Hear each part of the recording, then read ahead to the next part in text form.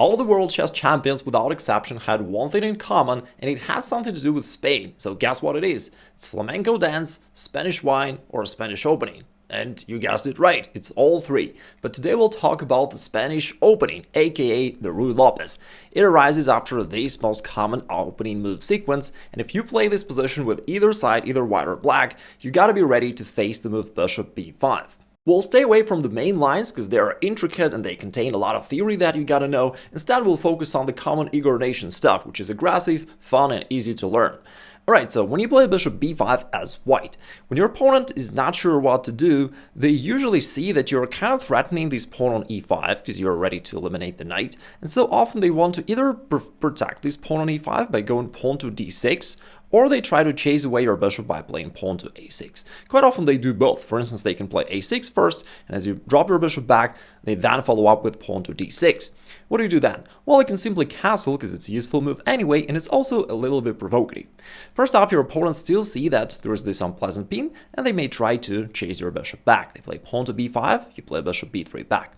And now, like, the overwhelming majority of your opponents will wish to play bishop g4. For some reason, a lot of amateur players just believe that it's so cool to have this pin on your knight and that this will nearly guarantee future attack of black. But we'll see that we have something prepared. So first off, I always recommend that you play pawn to h3 just to make sure that the bishop decides what exactly it wants to do. Does it want to take? Does it want to go back? In most cases, they will go back. If they take, it's no problem. You play queen to f3. You're actually threatening this checkmate in one. Your queen is active, and generally speaking, bishop is a little bit stronger than a knight. You can then play pawn to c3 so that he can never jump there, and you just have a great position. But in most cases, they will instead drop their bishop back to maintain this pin. And here, when your opponent thinks that life's good, you shock them by the move knight takes c5. And that counts as a complete shocker, as unlike the normal illegal checkmate, that's actually something different. So, what's the catch here? Well, you sacrifice your queen, and it's actually going both ways, therefore he has to take your queen or else you'll take his bishop. So after he takes your queen, you then play bishop takes f7, check to the king. There's only one move where it can possibly go to, so king goes to e7, and now knight takes c6, you rock. It's a royal fork, so you rock. Now the king has to move, now you take on d8, it's check once again. Therefore, they have to recapture, and as a result of this massive trade-off, we have two extra pawns in an endgame, and therefore that is a technically winning position. If they don't play the move bishop g4, which as we now know turns out to be incorrect, they can play a more solid looking move knight f6, and that is indeed a good move for black. Still, there are some common attacking patterns and traps involved here.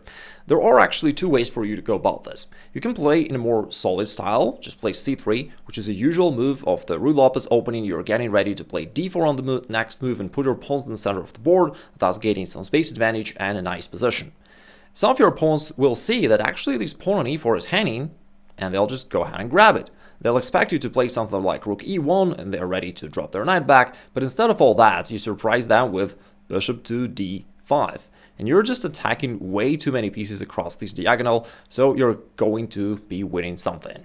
Besides the classical c3 and d4 plan of the Ruy Lopez opening, you can also switch it to the fried liver attack with knight to g5. And that's something that will confuse a lot of your opponents because you're not playing the Italian game or the two knights game where they expect you to go for this attack. You instead play the Ruy Lopez. But since your bishop relocated back to this diagonal, it's actually becoming very similar to the Italian game, and therefore you can go for this fried liver attack against this pawn.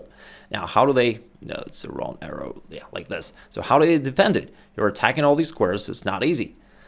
They'll play pawn to d5, now you take, and strangely enough, recapturing with a knight is a losing mistake for black, but most of your opponents will not recognize this, so they will go for that. And now you win in the standard way for the fried liver. So it's knight takes f7, temporarily sacrifice, followed by queen to f3. You're putting pressure against his king as well as the knight. Therefore, if the king wants to hide back, then you play bishop takes d5. You're threatening here the knight and the rook along this diagonal, and if he tries to go knight d4 to counterattack you, you don't want to go back, you instead go forward, and it's somewhat really close to the scholar's checkmate. What else can your opponent play? We'll start from more amateur level stuff, and after that we'll go to like more pro stuff where your opponent knows the theory and plays all the correct moves. I'll still show you how to get a nice attacking position there, but for now let's still talk about like more common moves on amateur level.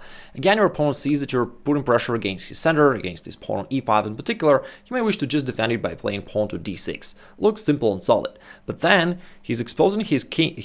and therefore this knight is getting pinned, and you can take advantage of that by striking in the center right away. d4. Now you're threatening either to take or to push forward. Once again, this bishop is putting pressure. They'll usually recapture. You recapture with the knight, attacking this knight twice. They defend it, and then you just develop. Now here your opponents will often see that if there is some unpleasant pressure that you're putting here, they'd wish to trade off some pieces to make their life easier. So they go for this, knight takes, queen takes, then they trade bishops, and now it feels like black's position is completely secure, and the most common move by black is knight to f6. Strangely enough, this move turns out to be a losing error, because you can strike back with the move pawn to e5, and this central breakthrough just wins the game. Like you attack here, plus your knight is putting pressure there just as well as your queen. And if he takes there after queen takes e5, that's a double attack to this king as well as the pawn on c7. And after they cover their king anyhow, you then play knight takes c7 check to the king, and then you trade queens, and on the next move you're going to win the rook in the corner, getting the winning material advantage. Some of your opponents will wish to go for the so-called bird's defense, where they go knight to d4. This way they counterattack your bishop, and your bishop can no longer attack this knight on c6 whatsoever. What do you do then? Well, first of all, you just trade it off, and then you castle. Castling is something that you usually do early in the game because you have developed all your kingside pieces already, and therefore you're free to castle, and now your king is safe. Now, black has little problems with his development. If he tries to bring his knight, then you can always kick it off with pawn to e5 and attack it. So it feels a little bit unpleasant. Normally, black would wish to develop this light squared bishop by putting the pawn forward, but this pawn is pinned down to the king, therefore they can't play d6 right away.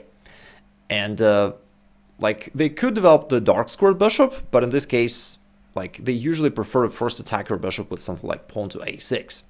And then you can bring the bishop back to c4. That's one of the tricks of the Ruy Lopez. As you relocate the bishop back to this diagonal, you kind of create back the Italian game situation, which allows you a lot of early attacks.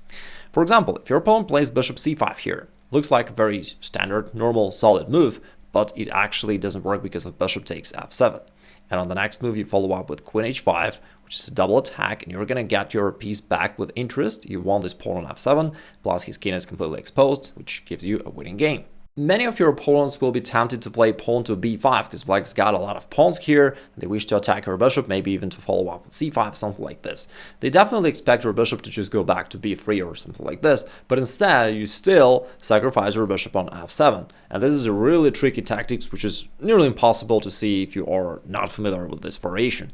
So after king takes, you still play queen h5. So far black still can't get it, what's the point? But they're losing, because after they go pawn to g6, you play queen d5, and that's the point of our plan. We attack the king and the rook in the corner, therefore we're gonna win the rook, get a material advantage, plus his king is still exposed, and once again that ensures your winning advantage. Alright, what if you encounter a really advanced level opponent who knows all the theory and plays all the correct moves? Then the main line of the Ruy Lopez is pawn to a6, bishop goes back, knight f6, black is not playing b5 early, he instead just develops.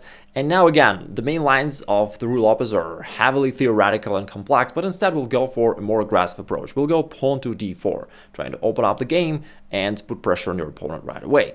Now clearly you attack the pawn, you're threatening to go forward, therefore in the vast majority of the cases they're going to take here, and then you castle, leaving the e-file open for your rook, which is very handy in many variations. So it's, for example, very risky for black to take this pawn because that exposes their king along the e-file, and you're going to take advantage of that. So what will black do here? Well, they have some problems. This pawn on e4 is ready to go forward and chase away this knight, which feels unpleasant. If they try to stop it by going d6, they expose their king along this diagonal, and therefore you can just go knight takes d4 and start putting pressure here to this knight. So it also, it's not the end of the world for black, but anyway, you have a nice attacking position here. In most cases, they play the move pawn to b5. That's the most played move according to the Lichess database, and guess what? This is nearly a losing error, because that relocates your bishop back to b3, and now you have those two common attacking patterns that we discussed previously together. So you're threatening either to go pawn e5 and chase away this knight, which is very uncomfortable for black, or, thanks to this bishop, you're ready to go knight g5 and hit this pawn on f7. And black is kinda defenseless against these both threats together. In most cases, they go bishop c5, getting ready to castle, which prevents your move knight to g5, because then it won't be efficient. He will simply castle, but e5 remains to be very strong. And what can he do now? He doesn't want to undevelop his knight back to g8, that's just very passive, and you'll continue attacking. Knight e4 puts this knight in a very dangerous position here in the center of the board, because you see that there are no squares where it can possibly go to. right? Like this square is taken by your bishop and knight, therefore there is no escape square. You can just play something like queen e2 and attack this knight. Usually you can just win it.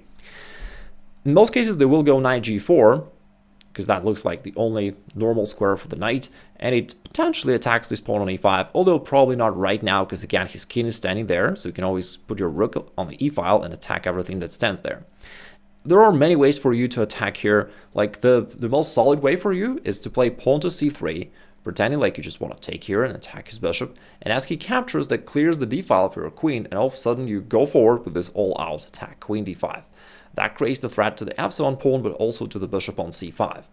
And after queen e7, you can just recapture the pawn, and your position is so strong with so many threats, and black's pieces are like really awkward and with so many weaknesses all around. Like this knight is pinned down to the rook.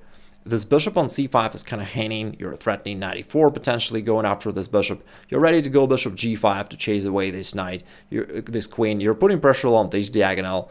Like this knight is also misplaced. Like kind of everything is wrong for black. If he tries to castle, you can then go bishop g5, and now the queen has to move, and after that you just can get this bishop on c5, which is no longer defended, and black's position falls apart.